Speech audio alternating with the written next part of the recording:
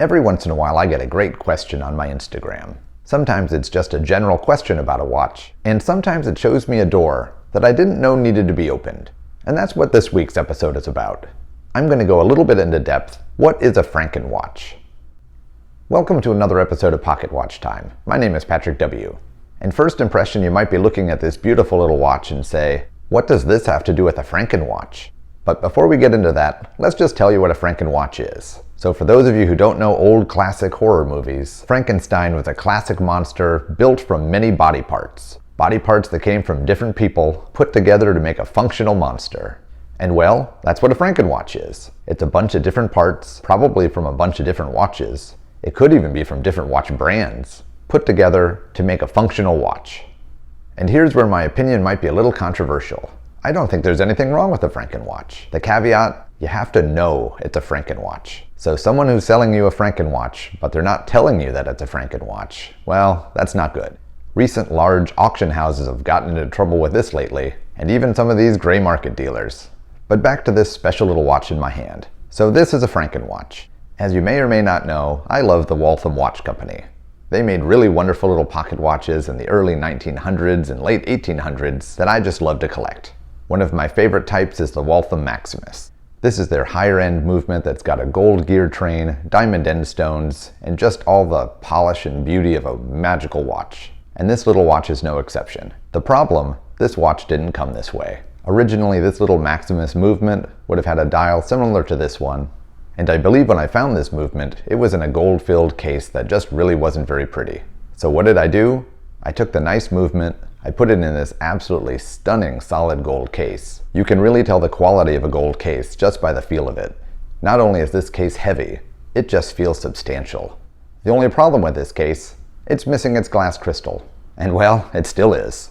As it turns out, this Frankenstein monster of a watch still needs some body parts to make it perfect. So when I found this case, I wanted to put a great movement in it. So I went through my collection of small pocket watches and I found the proper recipient. I wish this was a more rare or limited edition version of a zero size Maximus, but this is an open face case, and they don't make the version I like in an open face configuration. So this is the only way I could make it work. I don't really remember what happened to the dial on this watch. I don't know if the original Maximus dial was busted, if it had a bunch of hairlines, or maybe this movement came with a non-original dial. As I said, I don't really remember. But when I saw this black enamel dial on another auction site, I knew I had to have it. Black dials are uncommon, and black enamel dials, they're very uncommon. And this one's in great shape. So I found the dial, I found a beautiful set of gold hour and minute hands. It actually took me a while to find the proper seconds hand, and was finally able to put all the pieces together. My perfect little Franken-watch. So with an unoriginal solid gold case, with a Maximus movement, an unoriginal black enamel dial, and a multiple set of hands from different watches, Frankenstein is alive. As I said a couple minutes ago, I'm still missing the glass crystal. I'm looking for just the right style. I like the glass crystals that have a big thick bezel on it. But back to the theme of today's show, this is a Franken-watch, and I don't think there's anything wrong with that. Everything here is period correct. There's no piece of the puzzle here that was made in 1950, or even 2020. All of the pieces in this Franken-watch are antique. And if someone had the same style and taste that I do, it could have been made in 1910. And so for that reason, as I said, I don't really have a problem with this kind of Franken-watch. Similarly, there's a company out there called the Vortic Watch Company. They're a great American-based company in Colorado. They take old pocket watch movements and they place them into new wristwatches. Do they make a Franken-watch? Absolutely. But is that a bad thing? Absolutely not. Is it a Franken-watch that I love so much that I bought one? Yep. So in this case too, no one's pretending that this is an original watch. They're taking the best of the past and mixing it with the best of the future to make a really wonderful timepiece. And I don't have a problem with that one bit. So lastly, the problem I have with Franken-watches is the type of story that I got in my email. I received this picture and a question. Is this a real Patek? So the answer's a bit complicated. Kind of. So looking at this watch, I can tell you that parts of the dial are original Patek Philippe. This carbon fiber backing definitely isn't though.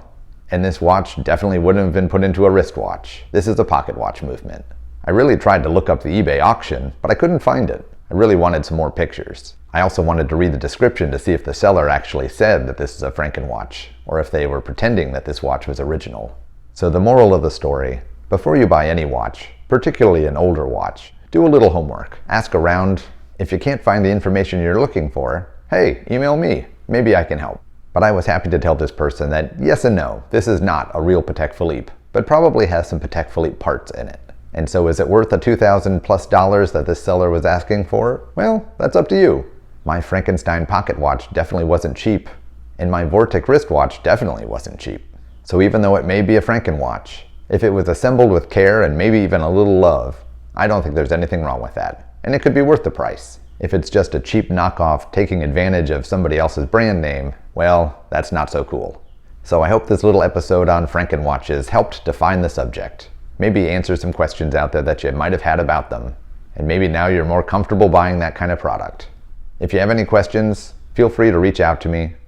And make sure to drop a comment and give this video a like. I'll catch you next week in a new episode. If you're new to my channel, please subscribe to Pocket Watch Time. I have lots of reviews on watches and on pocket watches. If you've got any questions or comments, please leave them below.